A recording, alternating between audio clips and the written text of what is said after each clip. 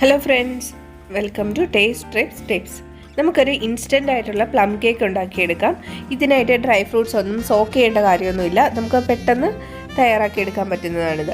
1 cup ഉണക്കമുന്തിരി, ഞാൻ നല്ല കറുത്ത മുന്തിരിയാണ് എടുത്തിരിക്കുന്നത്. കറുത്ത മുന്തിരിയാണെങ്കിൽ കാണാൻ ഒരു ലുക്ക് ഉണ്ടാവും. അല്ലെങ്കിൽ വെളുത്തതാണ് നിങ്ങളുടെ കയ്യിലുണ്ടെങ്കിൽ അതാണെങ്കിലും എടുക്കാം. 1/2 കപ്പ് ഈന്തപ്പഴം ചെറുതായിട്ട് അരിഞ്ഞത് ചേർക്കുക. കുറച്ച് ക്രാൻബെറി, ഒരു 1/4 കപ്പോളം ക്രാൻബെറി, കുറച്ച് ചെറിയ അരിഞ്ഞത്, അതും 1/4 കപ്പോളം എടുത്തിട്ടുണ്ട്. നിങ്ങൾക്ക് ടൂട്ടി ഫ്രൂട്ടി വേണമെങ്കിൽ അതും ചേർത്ത് കൊടുക്കാവുന്നതാണ്. 1/4 കപ്പ് അണ്ടിപ്പരിപ്പും ബദാമും കൂടി ചെറുതെ കഷ്ണങ്ങളാക്കി അരിഞ്ഞെടുത്തതും കൂടി ചേർത്തിട്ടുണ്ട്. ഇതെല്ലാം കൂടി ഒരു 2 കപ്പോളം ഡ്രൈ ഫ്രൂട്ട്സും നട്ട്സും എല്ലാം കൂടി 2 കപ്പോളം വരും. ഇനി നമുക്കിതിലേക്ക് നല്ല ചൂടുവെള്ളം ചേർത്ത് കൊടുക്കുക. നല്ല തിളപ്പിച്ച ചൂടുവെള്ളം ചേർത്ത് കൊടുക്കുക. ഇത് മുങ്ങിക്കിടക്കാൻ ആവശ്യമായിട്ടുള്ള ചൂടുവെള്ളം. ഇതൊരു 10 മിനിറ്റ് നേരം ഒന്ന് സോക്ക് ചെയ്യാനായിട്ടൊക്കെ, വെറും 10 മിനിറ്റ് വെച്ചാൽ മതി. 10 മിനിറ്റ് കഴിയുമ്പോഴത്തേന് നമ്മളിത് അരിപ്പയിലേക്ക് മാറ്റണം. ഇനി നമുക്ക് കേക്കിലേക്ക് ആവശ്യമായിട്ടുള്ള കാരമൽ സിറപ്പ് ഉണ്ടാക്കിയെടുക്കാം. അതിനായിട്ട് 1/4 കപ്പ് പഞ്ചസാര ഒരു പാനിൽ വെച്ച് ലോ ഫ്ലെയിമിൽ ചൂടാക്കിയെടുക്കുക. പഞ്ചസാര ഉരുക്കി ഇതുപോലെ ഒരു ബ്രൗൺ നിറമാകുമ്പോൾ തീ ഓഫ് ചെയ്യുക. അതിനുശേഷം തീ ഓഫ് ചെയ്ത ശേഷം നല്ല തിളച്ച വെള്ളം കുറേശ്ശെയായിട്ട് ഒഴിച്ചു കൊടുക്കുക. വളരെ കുറച്ചായിട്ട് മാത്രമേ അടിയാവൂ. തണുത്ത വെള്ളം ഒഴിക്കരുത്. തണുത്ത വെള്ളം ഒഴിച്ചാൽ തീ ആളിപ്പടരും. വളരെ കെയർഫുള്ളായിട്ട് വേണം ഇത് ചെയ്യാനായിട്ട്. വെള്ളം ഒഴിച്ചു കൊടുക്കുമ്പോൾ ഇത് ഷുഗർ ക്രിസ്റ്റലാവാൻ തുടങ്ങും. ആ ക്രിസ്റ്റലാവാൻ തുടങ്ങുന്ന സമയത്ത് 1/4 കപ്പ് വെള്ളം കൂടി ചേർത്തതിന് ശേഷം തീ ഓണാക്കുക. അതിനുശേഷം ലോ ഫ്ലെയിമിൽ വെച്ച് ഈ ക്രിസ്റ്റലായ പഞ്ചസാരയെല്ലാം അലിയിപ്പിച്ചെടുക്കണം. ഇതുപോലെ പഞ്ചസാര കാരമൽ സിറപ്പ് ഉണ്ടാക്കിയ ശേഷം തണുപ്പിച്ച ശേഷം ഉപയോഗിക്കാവുന്നതാണ്. അപ്പോൾ 1/4 കപ്പ് പഞ്ചസാരയ്ക്ക് 1/2 കപ്പ് വെള്ളമാണ്. 2 തവണയായിട്ട് ഞാൻ 1/2 കപ്പ് ചൂടുവെള്ളം ഒഴിച്ചിട്ടുണ്ട്. ഇപ്പോൾ 10 മിനിറ്റ് കഴിഞ്ഞിട്ടുണ്ട്. നമ്മുടെ ഡ്രൈ ഫ്രൂട്ട്സും നട്ട്സും എല്ലാം നല്ല സോഫ്റ്റായി വന്നിട്ടുണ്ട്. ഇനി നമുക്കിതിലെ വെള്ളം വാർന്ന് കളയാം. വെള്ളം വാർന്ന് കളഞ്ഞ ശേഷം നമുക്ക് ഒരു അരിപ്പയിലേക്ക് തന്നെ ഇട്ട് ഒരു 10-15 മിനിറ്റ് വെക്കാം. അപ്പോൾ ബാക്കിയുള്ള വെള്ളം കൂടി ഊർന്നു പൊക്കോളും.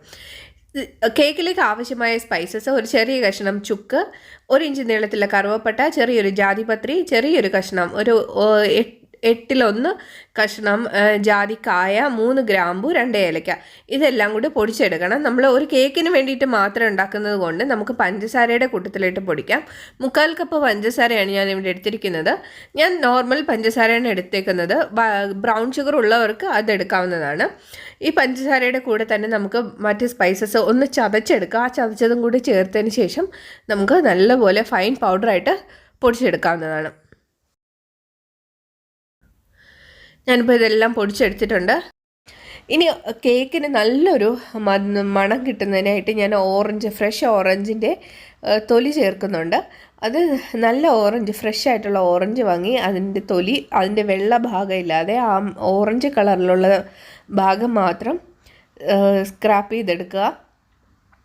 അത് നമുക്ക് ഈ ഡ്രൈ ഫ്രൂട്ട്സ് നേരത്തെ വെള്ളമെല്ലാം വാർന്ന് പോയതിലേക്ക് ചേർത്ത് കൊടുക്കാം. ഇതിനെല്ലാം എടുത്ത് ഒരുപോലെ മിക്സ് ചെയ്ത് കൊടുക്കുക. ഇനി നമുക്ക് കേക്കിൻ്റെ വെറ്റ് ഇൻഗ്രീഡിയൻസ് എല്ലാം മിക്സ് ചെയ്യാനായിട്ട് തുടങ്ങാം. 2 ടേബിൾ സ്പൂൺ ബട്ടർ എടുക്കുക. ബട്ടർ ഒരു കേക്കിന് നല്ലൊരു മണം നൽകും. അതുകൊണ്ടാണ് ബട്ടർ ചേർക്കുന്നത്. ഇതെല്ലാം എങ്കിൽ 2 ടേബിൾ സ്പൂൺ ഓയിൽ കൂടുതൽ ചേർത്താൽ മതി. 1/2 കപ്പ് ഓയിൽ ചേർക്കുക. ഏതെങ്കിലും റിഫൈൻഡ് ഓയിൽ എടുക്കുക. ഞാൻ സൺഫ്ലവർ ഓയിലാണ് യൂസ് ചെയ്യുന്നത്. ഇതിലേക്ക് പൊടിച്ചു വെച്ച പഞ്ചസാരയും സ്പൈസസും കൂടി പൊടിച്ചു വെച്ച മിക്സ് ഉണ്ടല്ലോ, ആ മിക്സ് ചേർത്ത് നന്നായിട്ട് മിക്സ് ചെയ്തെടുക്കുക. ഇതെല്ലാം മിക്സ് ചെയ്തെടുത്തിട്ടുണ്ട്. ഇനി മുട്ട ചേർത്ത് കൊടുക്കാം. 3 മുട്ടയാണ് ഞാനിവിടെ ചേർക്കുന്നത്. നല്ലതുപോലെ ഇളക്കി കൊടുക്കുക. മുട്ടയുടെ സ്മെല്ല് മാറുന്നതിനായിട്ട് നമുക്ക് വാനില എസൻസ് ചേർക്കാം. 1/2 ടീസ്പൂൺ വാനില എസൻസ് ചേർത്ത് കൊടുക്കുക. മുട്ടയും പഞ്ചസാരയും നല്ലതുപോലെ ഇളക്കി കൊടുക്കുക. ബീറ്ററിൻ്റെ ആവശ്യമൊന്നുമില്ല. ഇതുപോലെ ഒരു തടിത്തവിയോ അല്ലെങ്കിൽ ഒരു സിലിക്കൺ സ്പാച്ചുലയോ ഉപയോഗിച്ചിട്ട് നന്നായിട്ട് മിക്സ് ചെയ്തെടുക്കാവുന്നതാണ്. ഇതുപോലെ നല്ല ലിക്വിഡ് രൂപത്തിലാവുന്നത് വരെ മിക്സ് ചെയ്തെടുക്കുക. ഇനി നമുക്ക് ഡ്രൈ ഇൻഗ്രീഡിയൻസ് എല്ലാം കൂടെ മിക്സ് ചെയ്യാം. 2 കപ്പ് മൈദ ഞാൻ എടുക്കുന്നുണ്ട്. മൈദ നമുക്ക് ഒരു അരിപ്പയിലൂടെ ചേർത്ത് കൊടുക്കാം. അതിനുശേഷം 1/2 ടീസ്പൂൺ ബേക്കിംഗ് പൗഡർ ചേർത്ത് കൊടുക്കുക. ബേക്കിംഗ് പൗഡർ എടുക്കുമ്പോൾ നല്ല ഫ്രഷ് ആയിട്ടുള്ള ബേക്കിംഗ് പൗഡർ വേണം എടുക്കാൻ, അല്ലെങ്കിൽ കേക്ക് നല്ലതുപോലെ പൊന്തി വരില്ല. പഴയതാണെങ്കിൽ പുതിയത് വാങ്ങിക്കാവുന്നതാണ്. ഇതെല്ലാം നല്ലതുപോലെ അരിപ്പയിലൂടെ ഇടഞ്ഞെടുക്കുക. ഇനി നമുക്ക് നമ്മുടെ ഡ്രൈ ഫ്രൂട്ട്സ് അതിലേക്ക് നമ്മൾ 2 ടേബിൾ സ്പൂൺ മൈദയും കൂടെ ചേർത്ത് ഒന്ന് മിക്സ് ചെയ്ത് കൊടുക്കണം. ഇത് പരസ്പരം ഒട്ടിപ്പിടിക്കാതിരിക്കാനും അതുപോലെ തന്നെ ഈ ബാറ്ററിൻ്റെ അടിയിലേക്ക് ഡ്രൈ ഫ്രൂട്ട്സ് എല്ലാം കൂടെ അടിഞ്ഞ് ഒരു ലെയറായിട്ട് മാറും. അത് ഒഴിവാക്കുന്നതിന് വേണ്ടിയിട്ടാണ് നമ്മൾ ഈ ഒരു മാവിട്ടൊന്ന് ഡസ്റ്റ് ചെയ്തെടുക്കുന്നത്. ഇനി നമുക്ക് മാവെല്ലാം കൂടെ മിക്സ് ചെയ്യാം. അരിച്ചു വെച്ചിരിക്കുന്ന മൈദാപ്പൊടി നമ്മുടെ മുട്ടയുടെ മിക്സിലേക്ക് ചേർത്ത് ഇളക്കാവുന്നതാണ്. കുറേശ്ശെ മാവ് ചേർത്ത് ഇളക്കിയെടുക്കുക. ഇത് ഇളക്കുമ്പോൾ ശ്രദ്ധിക്കേണ്ടത് നമ്മുടെ തവി കൊണ്ട് ഒരേ സൈഡിലേക്ക് മാത്രം ഇളക്കാവുന്നതാണ്. കുറേശ്ശെ മാവ് ചേർത്ത് മിക്സ് ചെയ്ത് കൊടുക്കുക.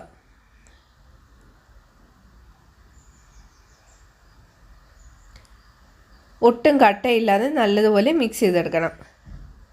പിന്നെ ഒരു കാര്യം ശ്രദ്ധിക്കേണ്ടത് നമ്മുടെ ബാറ്റർ ഒരുപാട് ലൂസായി പോകാതിരിക്കാൻ ശ്രദ്ധിക്കണം. ഇത് വാനില കേക്കിൻ്റെ കൂട്ട് ഒരുപാട് ബാറ്റർ ലൂസായി പോകരുത്. പ്ലം കേക്കിന് ഒരു തിക്ക് ബാറ്ററാണ് എപ്പോഴും വേണ്ടത്. നല്ല തിക്കായിട്ടുള്ള ബാറ്റർ ഇവിടെ റെഡി ആയിട്ടുണ്ട്. ഒരു നുള്ളു ഉപ്പ് ചേർത്ത് കൊടുക്കുക. നമ്മുടെ കേക്ക് മധുരമുള്ളതാണെങ്കിലും ഒരു നുള്ളു ഉപ്പ് ചേർക്കുക. ഇനി നമ്മുടെ പഞ്ചസാര ലായനി ചേർത്ത് കൊടുക്കാം. കാരമലൈസ് ചെയ്ത് വെച്ച ഷുഗർ സിറപ്പാണിത്. ഇത് കേക്കിന് നല്ലൊരു കളറ് കിട്ടും. ഇനി നമുക്ക് ഡ്രൈ ഫ്രൂട്ട്സും നട്ട്സും കൂടെ ചേർത്ത് കൊടുക്കാം. ഇതിട്ട ശേഷം ഇതെല്ലാ സ്ഥലത്തും മാവ് ഒന്ന് കോട്ട് ചെയ്ത് വരുന്ന രീതിയിൽ ഇളക്കി കൊടുക്കുക. ഒരുപാട് സമയത്ത് തവി കൊണ്ട് ഇളക്കി കൊടുക്കരുത്. നമ്മുടെ കേക്ക് ടിൻ തയ്യാറാക്കാം. 8 ഇഞ്ച് വലുപ്പത്തിലുള്ള കേക്ക് ടിന്നാണ് ഞാൻ എടുക്കുന്നത്. ഇത് ആദ്യമേ തന്നെ തയ്യാറാക്കി വെക്കാവുന്നതാണ്. ബട്ടർ കൊണ്ട് സൈഡിലെല്ലാം തടവി കൊടുത്ത ശേഷം ഒരു ബട്ടർ പേപ്പർ കട്ട് ചെയ്ത് വെക്കുക. അതിലേക്ക് മാവ് വെച്ച് ചുറ്റിച്ചു കൊടുക്കുക. മാവ് 1 ടീസ്പൂൺ മാവ് ഇട്ടിട്ട് സൈഡിലെല്ലാം ചുറ്റിച്ചു കൊടുക്കുക. അതിന് ഡസ്റ്റിംഗ് എന്നാണ് പറയുന്നത്. ഇനി നമുക്ക് മാവ് നമ്മുടെ കേക്കിൻ്റെ കൂട്ട് ചേർത്ത് കൊടുക്കാം. 1/4 ഭാഗത്തോളം മാവ് മാത്രമേ നിറയ്ക്കാവൂ. അതിനുശേഷം നമുക്കൊന്ന് ടാപ്പ് ചെയ്ത് കൊടുക്കാം. എയർ ബബിൾസ് എല്ലാം പുറത്ത് പോകുന്നതിനും കേക്ക് ലെവലാവുന്നതിനും വേണ്ടിയിട്ടാണ് ഇങ്ങനെ ടാപ്പ് ചെയ്യുന്നത്. ഇതിൻ്റെ മുകളിൽ കൂടി നമുക്ക് കുറച്ച് നട്ട്സ് വെച്ച് അലങ്കരിക്കാവുന്നതാണ്. ഇത് കാണാൻ നല്ലൊരു ഭംഗിക്ക് വേണ്ടിയിട്ടാണ് അങ്ങനെ ചെയ്യുന്നത്. വേണമെന്നുള്ളവർക്ക് ചെയ്താൽ മതി, ഇല്ലെങ്കിൽ ഒഴിവാക്കാവുന്നതാണ്. ഇനി ലാസ്റ്റ് ഒരു ടിപ്പും കൂടെ പറഞ്ഞു തരാം. ഇതുപോലെ ഒരു കോട്ടൺ ടവൽ എടുക്കുക. നല്ല കട്ടിയുള്ള തുണി മടക്കി നനച്ചെടുക്കുക. നനച്ച് പിഴിഞ്ഞ് കളഞ്ഞ ശേഷം എടുക്കുക. അതിനുശേഷം ഇതുപോലെ കേക്ക് ടിന്നിൻ്റെ പുറത്തേക്ക് ഒരു ബെൽറ്റ് പോലെ ഇങ്ങനെ പിൻ ചെയ്ത് വെക്കുക. ഇതുപോലെ നനവുള്ള തുണി കൊണ്ട് ഇതുപോലെ ഒരു ബെൽറ്റ് പോലെ ചെയ്യുമ്പോൾ നമ്മുടെ കേക്കിൻ്റെ മധ്യഭാഗം ഉയർന്ന് പൊങ്ങി വന്നിട്ട് അവിടെ എല്ലാം വെടിച്ച് കീറാനുള്ള സാധ്യതയുണ്ട്. അപ്പോൾ അത് ഒഴിവാക്കുന്നതിന് വേണ്ടിയിട്ടാണ് ചെയ്യുന്നത്. ഇതൊരു കേക്ക് നല്ലൊരു ലെവലിൽ കിട്ടും ഇതുപോലെ ചെയ്ത് കഴിഞ്ഞാൽ. 180 ഡിഗ്രി പ്രീഹീറ്റ് ചെയ്ത ഓവനിലേക്ക് വേണം നമ്മൾ ബേക്ക് ചെയ്തെടുക്കാനായിട്ട്. 40 മിനിറ്റ് 180 ഡിഗ്രിയിൽ ബേക്ക് ചെയ്തെടുക്കണം. ഓവൻ ഇല്ലാത്തവർക്ക് ഇതുപോലെ ഒരു പാൻ സെറ്റ് ചെയ്യുക. അതിലേക്ക് ഒരു സ്റ്റാൻഡ് ഇറക്കി വെച്ച് അതിൻ്റെ അടപ്പ് ഇതുപോലെ ആ ഹോള് നമ്മളൊന്ന് അടച്ചു കൊടുക്കുക. ഒരു മാവ് കൊണ്ട് അടച്ചു കൊടുക്കുക. ഇതൊരു അരമണിക്കൂർ കഴിയുമ്പോൾ തുറന്നു നോക്കാവുന്നതാണ്. അടുപ്പിൽ ആണ് ചെയ്യുന്നതെങ്കിൽ. എന്നിട്ട് അവസാനം നമുക്കൊരു സ്ക്യൂവർ കൊണ്ട് ഇതുപോലെ കുത്തി നോക്കുക. സ്ക്യൂവർ നല്ല ക്ലീനായിട്ട് വരണം. പച്ച മാവൊന്നും ഒട്ടിപ്പിടിക്കുന്നില്ല എന്ന് ഉറപ്പ് വരുത്തുക. ഇതിന് ശേഷം നന്നായിട്ട് തണുത്ത ശേഷം കേക്ക് ടിന്നിൽ നിന്ന് മാറ്റി കട്ട് ചെയ്യാവുന്നതാണ്. അപ്പോൾ അടുത്ത വീഡിയോയുമായി കാണുന്നവരെ എല്ലാവർക്കും നന്ദി, നമസ്കാരം.